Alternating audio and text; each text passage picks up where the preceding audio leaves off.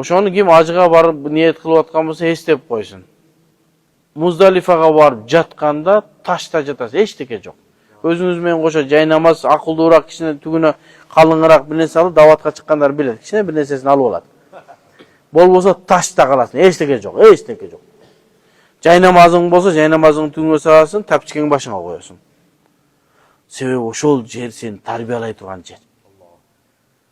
Аллахым, мына сен лаббайк Аллахума лаббайк, Раббай, сен кандай буйрук кылсаң мен буйругуңду аткарганга дайынмын деп ажыга барган адам, Аллах Таала сен Муздалифага жат дедиби, пайгамбарыбыз жат деди, ошо бар жатасың.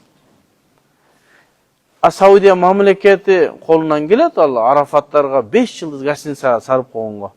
Жок. Анда ажылыктын руху, ажылыктын керемети жок болот.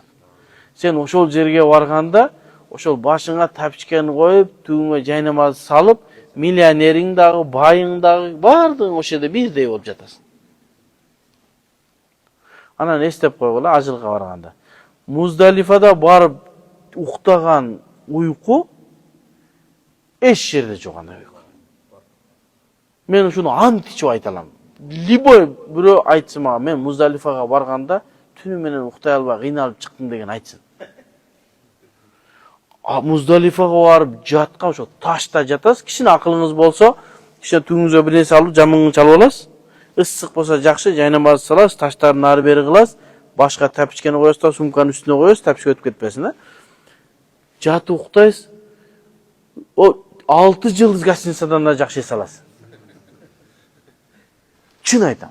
Мен ошол жерде 15 жылга жакын жашаган болсом, Арафаттагыдай сонун уйку эч жерде, диванда да жок андай. Чын айтам. Мүмкүн Аллах Таала адамдарга ушундай бир сезим берип коебу? Ошол жерде менен эмес, бардык адамдар ажыга баргандардан сурап.